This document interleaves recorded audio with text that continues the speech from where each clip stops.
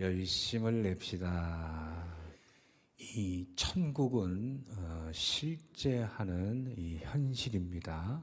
이 천국은 우리가 죽음 이후에 벌어질 일이라 그 누구도 경험하지 못한 경험 너머에 존재하는 실제지만 우리가 경험하지 못했다고 해서 실제하지 않는 것이 아니고 실제로 존재하는 곳입니다. 왜냐하면 이 성경의 많은 곳에 이 천국의 그러한 실제에 대해서 기술하고 있고 또 예수님께서도 천국에 대해서 말씀하셨고 또 사도 바울은 이 살아생전에 이 천국에 다녀온 사람입니다. 그런데 이 천국은 이 땅의 언어로 표현 불가한 세계입니다. 천국을 이 땅의 언어로 풀어내면 그것에 대한 오해가 있기 때문에 사도 바울은 천국에 다녀왔음에도 불구하고 한마디도 천국에 대해서 기술하지 않았습니다. 예수님께서도 천국에 대해서 말씀하실 때는 이 천국의 내용에 대해서 말씀하신 것이 아니고 천국은 이런 곳이다라는 것을 이 비유로 말씀하셨습니다. 그래서 우리는 이 천국의 실제를 이 땅에서 어떻게 경험할 수 있는가? 그것은 예수 그리스도인 비유적인 말씀을 통해서 우리는 이해할 수가 있는 거예요. 그러한 배경에서 오늘 말씀에 보면은 예수님께서는 이 천국을 비유적으로 설명했는데 이 천국에 대해서 이 천국을 대하는 이 사람의 태도에 대해서 이 투자 개념으로 경제적 개념으로 설명하셨어요. 뭐 다른 여러 이 천국 개념에 대해서는 다른 기회에 말씀드릴 기회가 있을 텐데 이 천국에 대해서 예수님은 이 천국은 이 투자하는 곳이다. 이 땅에서 경제적인 논리로 이 천국을 설명하셨다는 거죠. 그래서 첫째로 사람이 투자할 때 어디다 투자합니까? 그 투자했을 때 그 내가 투자한 것에 대해서 어떠한 이 가치 그리고 이익을 볼 것을 예상하고 그러니까 이 투자하는 사람은 이 발견한 이후에 투자했다 이렇게 돼 있습니다. 어떤 사람이 밭을 갈다가 이 밭에 이 감추인 이 보화를 발견하고 그 밭을 샀다는 거예요. 이 보통 때 같으면은 그 밭을 사는 게 이 손해지만 그 밭에 있는 보물 때문에 밭을 산 거예요. 마치 이와 같습니다. 똑같은 사막이라도요, 아프리카의 사하라 사막하고 이 중동의 아라비아 사막하고요, 천지 차이입니다. 왜 그렇죠? 이 사하라 사막은 아프리카의 3분의 1을 차지하는 이 광활한 그러한 영토지만 그 밑에 아무것도 없어요. 근데 이 아라비아 사막, 석유가 있잖아요. 그러니까 석유가 묻혀있는 땅하고 아무리 파봤자 모래밖에 없는 땅하고 이 가치는요, 비교할 수가 없어요. 그래서 이 천국의 가치를 아는 사람은 거기에다 이 투자를 한다 이거예요. 그래서 이 투자하는 사람은 그 가치를 아는데 문제는 뭐냐면 이 보물이 누구나 볼 수 있도록 드러나는 것이 아니고 감추어진 보배라는 겁니다. 그러니까 이 천국에 투자하는 사람은 감추어진 천국의 가치를 아는 사람만 거기에 투자할 수 있다는 거예요. 여러분 잘 아시는 1867년 이 소련 땅이었던 옛날 러시아 땅이었던 알래스카를 720만 불에 삽니다.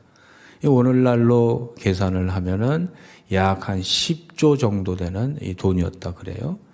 그런데 그것을 살 때 이 다 미쳤다 그랬습니다.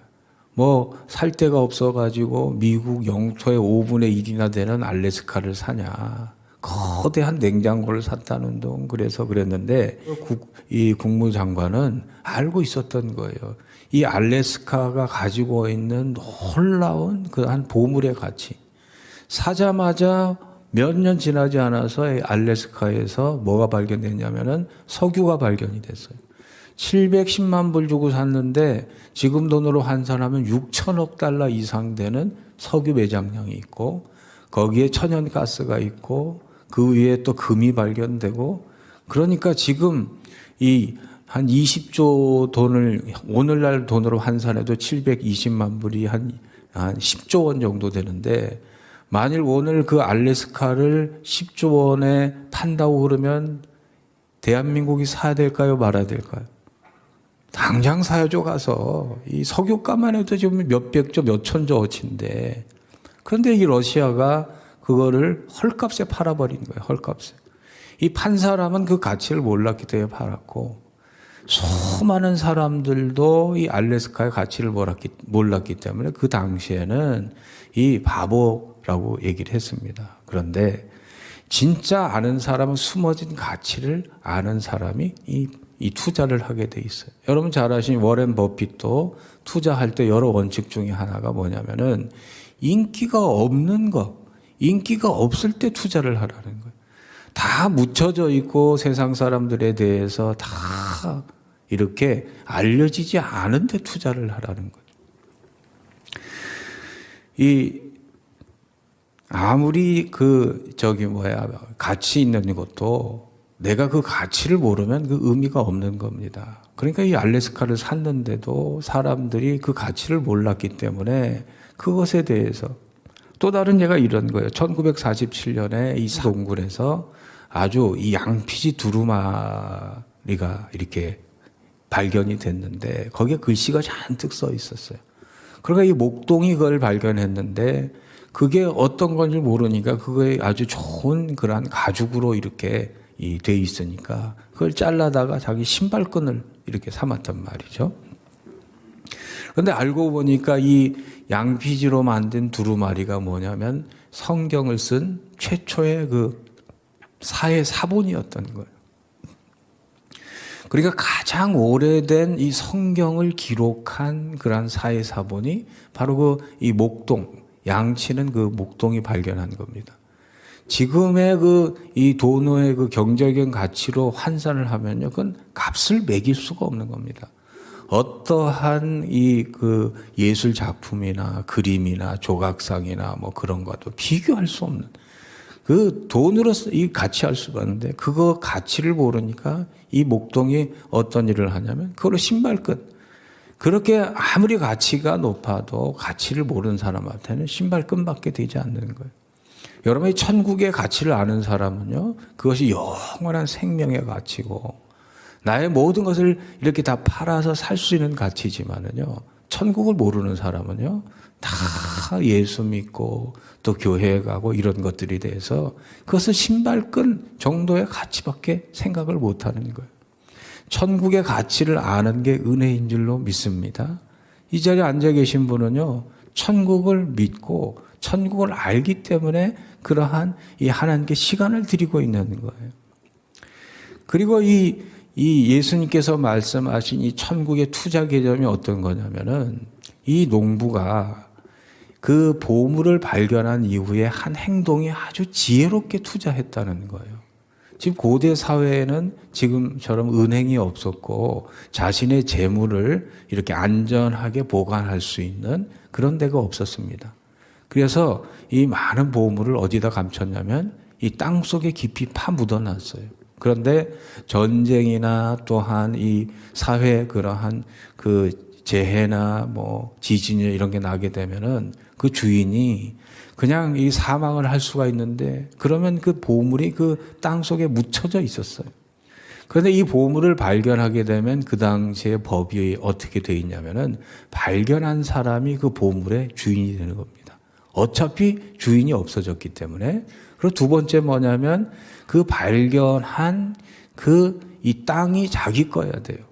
그런데 지금 문제가 어떻게 됐습니까? 지금 이 소작인인 것 같은데 남의 땅을 갈아서 먹고 사는 사람인데 보물은 발견했으니까 발견한 사람의 소유가 맞긴 한데 그 땅이 누구 거예요? 자기 게 아닌 거예요. 그러니까 이 소작인이 어떻게 했냐면은 그걸 숨기고 돌아가서 이렇게 그 밭을 자기 것으로 만들 그러한 이 지혜를 짜냈다는 거예요. 그러니까 보물 발견했다고 여기저기 떠돌아 막 이렇게 떠벌리며 다니며 말하지도 않았고 주인에게 가서 흥정하지도 않았고 자기가 발견한 자기 소유를 자기 것으로 만들 수 있는 이 방법을 지혜를 짜내서 생각했는데 그 방법은 밭을 자기 소유로 삼는 거라는 거죠. 남의 땅을 갈아서 이렇게 먹고 사는 사람은 되게 부자가 아닙니다. 그러니까 그 땅에 있는 보물을 살 수 있는 여력은 없습니다. 죽었다 깨도 그 보물의 가치를 살 수 있는 그러한 능력이 이 소작인에게는 없어요. 그럼 이 소작인이 그 보물을 살 수 있는 유일한 방법은 뭡니까? 보물이 묻혀져 있는 그 땅을 사면 되는 거예요. 그 땅을 사면 그 땅에 묻힌 보물이 자기 것이 되니까. 그래서 그 땅을 사게 되는데 이 소작인이 뭐 돈이 있겠습니까? 주인에게 가서 내가 그 땅 사고 싶으니까 부르는 대로 줄 테니까 그 땅을 파시오. 뭐 별로 좋은 땅도 아니었겠죠. 그러니까 웬만한 사람들 같으면은 이 땅을 이렇게 갑자기 사라 그러면요 2배, 3배 부릅니다. 그게 사람의 심정이거든요. 그러니까 아마 이 소작인이 아마 비싼 값을 부르는 주인에게 자기 소유를 다 팔아서 샀을 거예요. 그런데 자기 소유를 다 파는데 그리고 별로 좋지 않은 땅을 사는데 이 소작인의 마음이 어땠을까요? 손해본다 생각이 들었을까요? 횡재하고 있다고 생각이 들었을까요? 그게 바로 천국을 사는 마음이라는 겁니다. 이 천국을 사는 사람은요, 자기의 것을 다 팔아도요, 절대 아깝지가 않아요. 그게 바로 천국을 사는 모습이에요. 예수님께서 이 제자들을 부르실 때 제자들이 그물도 버리고 부모도 버리고 자신의 소유를 다 버리고 예수님 쫓아갔어요. 이게 바로 천국을 발견한 사람의 그러한 이 정상적인 반응이죠. 그런데 이 문제는 이 보화는 감추어진 보화라는 거예요. 그래서 이 감추어진 보화의 가치를 모르는 사람은요, 천국을 얘기해도 사질 않아요. 그 예가 뭐냐면 예수님께 어떤 부자 청년이 와가지고 영생을 얻으려면 어떻게 해야 되겠습니까? 그러니까 예수님께서 뭐라고 말씀하시냐면은 내가 온전하고자 하는데 내 소유를 다 팔아서 가난한 사람에게 주고 나를 쫓아라 그랬어요. 그러니까 예수님께서 이 부자 청년에게 도전하시는 것은 너의 이 땅에서 가장 소중하다는 그 가치, 그 천국의 가치에 비하면은 아무것도 아니니까 그거 다 팔아가지고 천국을 사라는 거예요. 예수님의 정말 사랑과 자비로운 그런 초청입니다. 이 소작농처럼 비록 자기가 가진 게 또 그 물질이 이렇게 좀 가치 있어 보이지만 그 돈으로 보물이 묻힌 밭을 사는 것은요, 이건 놀라운 은총의 행위인 거예요. 그래 이 부자 청년이 반응이 어땠냐면 이 땅에 돈이 많기 때문에 근심해서 떠나갔다 이렇게 돼 있어요. 천국의 가치를 모르는 사람은요, 하나님께 투자하고 하나님께 드리는 것을 다 낭비라 생각하고 어리석다 생각을 해요. 사도 바울도 그런 사람이었어요. 그런데 어느 날 예수 그리스도를 알게 되고 천국을 발견하게 됩니다. 그리고 그 인생이 완전히 바뀌게 돼요. 그리고 빌립보서 3장 7절에서 9절에 보면 사도 바울이 이렇게 고백합니다. 같이 읽어보겠습니다. 그러나 무엇이든지 내게 유익하던 것을 내가 그리스도를 위하여 다 해로 여길 뿐더러 또한 모든 것을 해로 여김은 내 주 그리스도 예수를 아는 지식이 가장 고상하기 때문이라. 내가 그를 위하여 모든 것을 잃어버리고 배설물로 여김은 그리스도를 얻고 그 안에서 발견되려 함이니 내가 가진 의는 율법에서 나는 것이 아니요 오직 그리스도를 믿음으로 말미암은 것이니 곧 믿음으로 하나님께로부터 나노이라. 그러니까 사도 바울은 천국을 발견하기 전에는 이 땅의 의와 이 땅의 그러한 자기 자랑으로 살았는데 진짜 천국 맛을 본 다음에는 다 팔아서 자기의 모든 것을 다 버리고 예수 그리스도를 샀다는 이 말이에요. 가장 저는 이 땅에서 가장 이 밭대기 하나 사가지고 그 안에 보물을 산 것처럼 순간을 팔아서 영혼을 산. 그래서 세상 사람들은요, 주일날 이렇게 쉬는 날 어디 놀러 가지 않고 예배당에 가가지고 시간 들이는 게 아깝다고 생각해요. 저 사람들은 도대체 시간이 아깝지도 않나?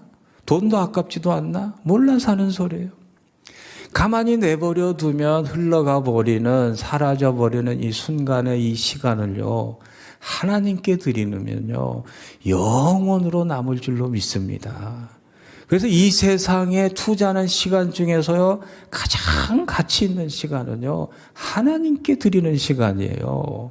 그 시간은요 영원히 하나님의 기억 속에 천국에 저장되는 그런 시간이기 때문입니다. 그래서 성도는요 하나님께 뜨겁게 예배하고 뜨겁게 섬기고, 그런데 그럼에도 불구하고 뜨겁게 이 섬기는 이유는 뭐냐면 천국의 이 맛을 알고 천국의 그러한 이 기쁨을 그 안에 가지고 있기 때문인 줄로 믿습니다. 그리고요 이 천국을 진짜 믿는 사람은요 뜨겁게 증거합니다. 여러분, 이 땅에 선교사님들이 많이 와서 이렇게 25의 나이에 목베어 죽임을 당했어요. 얼마나 큰 손실입니까? 세상적으로 보기에는. 이 영국 사람이, 그것도 아주 배운 사람이 그냥 한 달 동안 배를 타고 와가지고 이 땅에 와서 피를 뿌리고 죽인 죽음이 세상적으로 보기에는 참 아깝고 낭비인 것 같지만은요, 천국에서 보면요, 그보다 큰 뜨거운 그러한 이 하나님 보시기에 그러한 숭고한 죽음이 없는 것입니다. 그래서 천국을 정말 발견한 사람은요, 이 땅에서 하나님께 드리는 시간이나 헌신이나 봉사나 그런 희생이요 전혀 아깝지 않다. 더 드리지 못해서 내가 안타까운 그 사람이죠. 그래서 진짜 소중한 것을 발견한 사람은요, 자기 것을 다 털어서 삽니다. 이게 바로 이 정말 보물을 발견한 사람의 모습입니다. 흑인 사회에서 흑인 나라의 왕이 될 사람이 백인 여자가 말이 되냐 그래가지고 이렇게 다 그것을 거부하고 그 백인 여자랑 결혼을 하려면은 그런 왕이 될 그것을 다 포기하라 그랬어요. 그 여인과 결혼하기 위해서 자기의 사랑을 얻기 위해서 자신의 왕이 될 그런 것을 다 내려놓고 포기합니다. 선거를 통해서 또 대통령이 돼서 자신의 이 사랑을 발견한 이후에 정말 이 사랑보다 소중한 것이 없다는 것을 깨닫고 사랑을 사기 위해서 자기의 모든 것을 팔았다는 거죠. 이 천국이 그렇다는 거예요. 천국을 위해서 나의 모든 것을 팔 수 있는 지혜와 진정한 믿음이 있기를 소망합니다.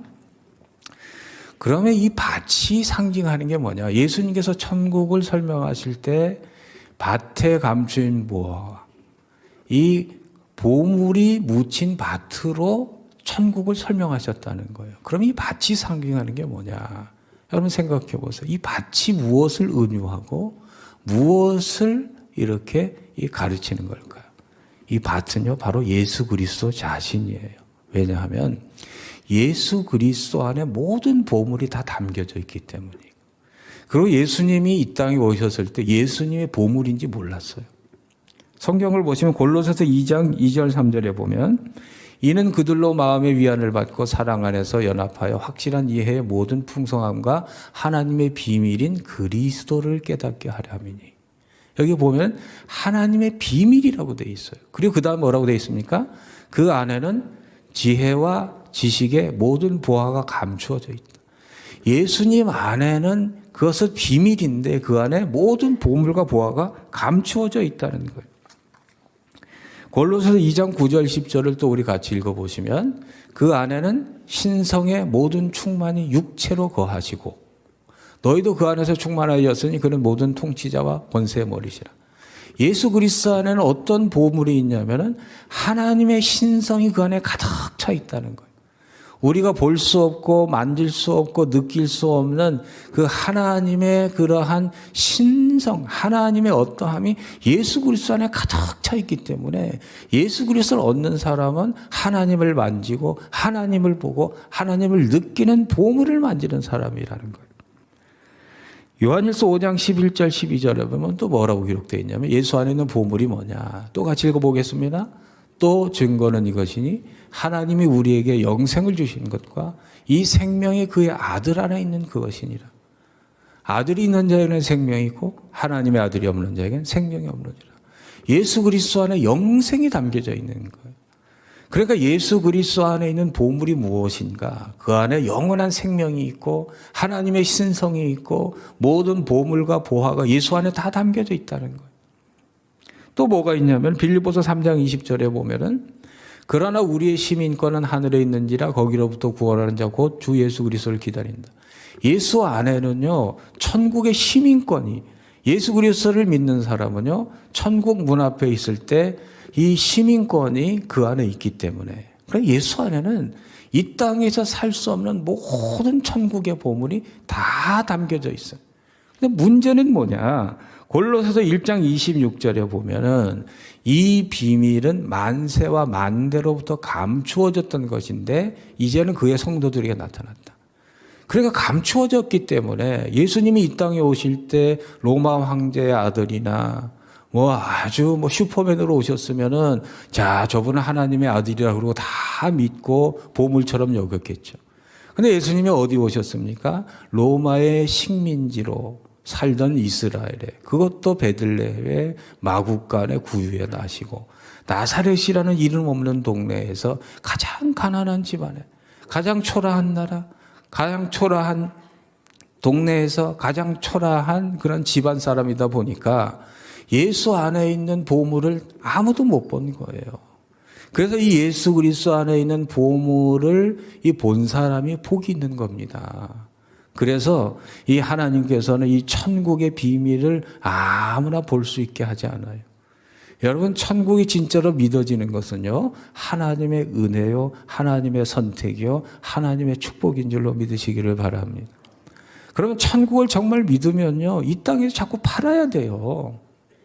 천국을 믿으면서도 이 땅에서 천국을 위해서 아무 투자도 하고 있지 않다? 그건 천국을 안 믿는 거예요. 이 세상에 제일 어리석은 사람이 누구냐면은 말귀를 못 알아듣는 사람이고 알아들었는데도 행하지 않는 사람이에요. 죽음 이후에 천국이 있다는 걸 분명히 알면서도 그 천국에 대해서 어떠한 뭐 투자나 천국에 대해서 내가 이것에 하지 않는 것이 가장 어리석은 사람이라는, 그것을 예수님께서 말씀하시고 싶으신 거예요. 이 땅 것을 다 팔아서 천국을 사는 주의 백성 되기를 소망합니다. 그리고 이 천국을 정말 소유한 사람은요 오늘 말씀에 보면 기뻐하여 돌아갔다 이렇게 돼 있어요. 자기 밭을 갈다가 보니까 그 안에 보물을 발견했어요. 여러분 얼마나 이 소작인이 기쁘겠어요?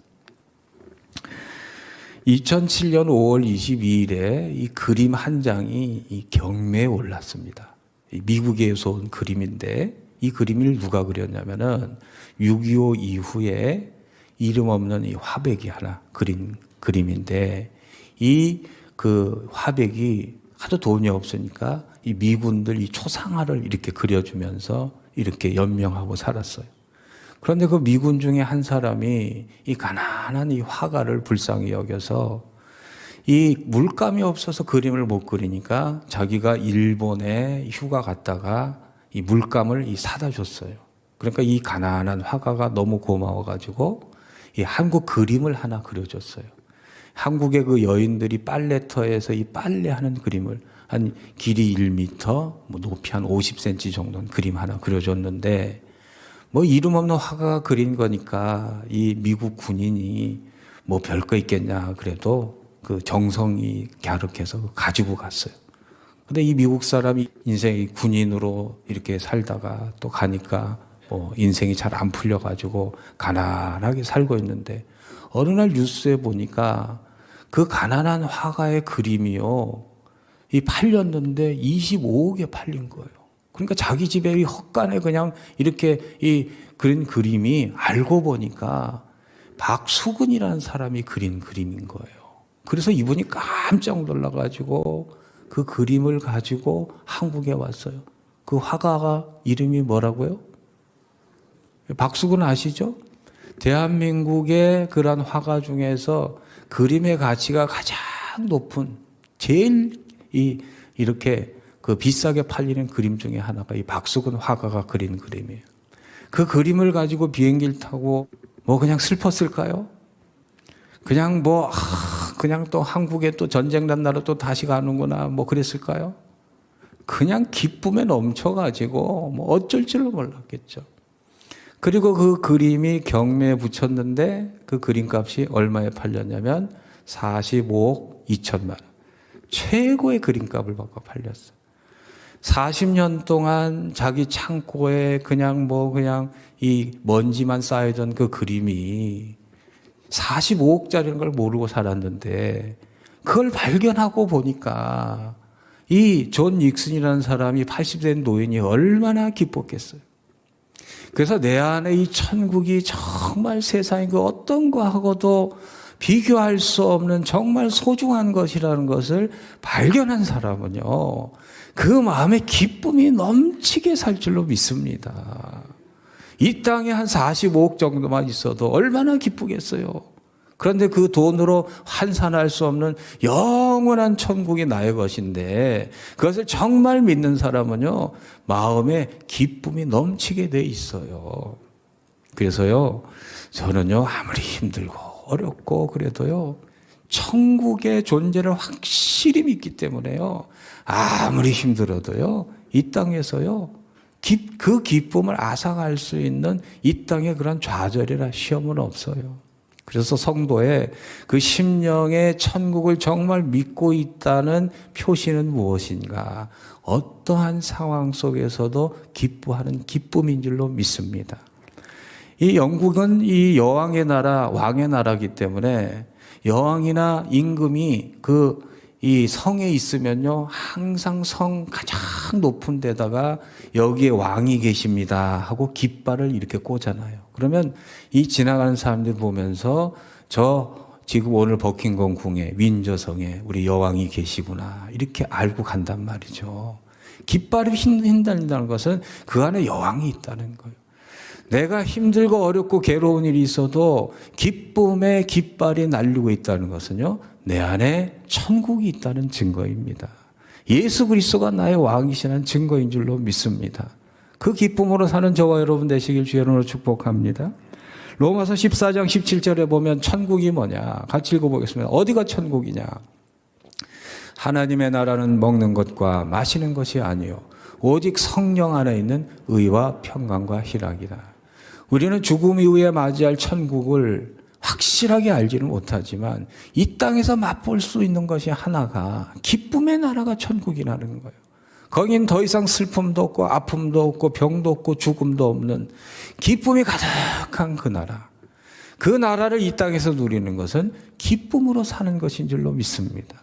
그러니까 아무리 힘들고 어렵고 괴롭고 병마로 인해서 고통스럽다 할지라도 우리가 가야 할 곳이 영원한 천국이라는 것을 아는 사람은 이 땅에서 기쁨으로 사는 거예요. 그래서 사도 바울은 골로새서 4장 4절에 이렇게 말씀합니다. 빌립보서 4장 4절에서 우리 같이 읽어보겠습니다. 주 안에서 항상 기뻐하라. 내가 다시 말하노니 기뻐하라. 사도 바울은 천국을 맛본 사람이기 때문에 빌립보서는 옥중서신입니다. 얻어맞고 두드려 맞고 채찍에 맞고 착고에 차여서 그 컴컴한 지하실 어둠의 그러한 감옥에 있음에도 불구하고 기쁨을 선포하고 기쁨을 명령하고 실제로 기쁘게 살았던 이유는 천국이 그 안에 가득했기 때문입니다.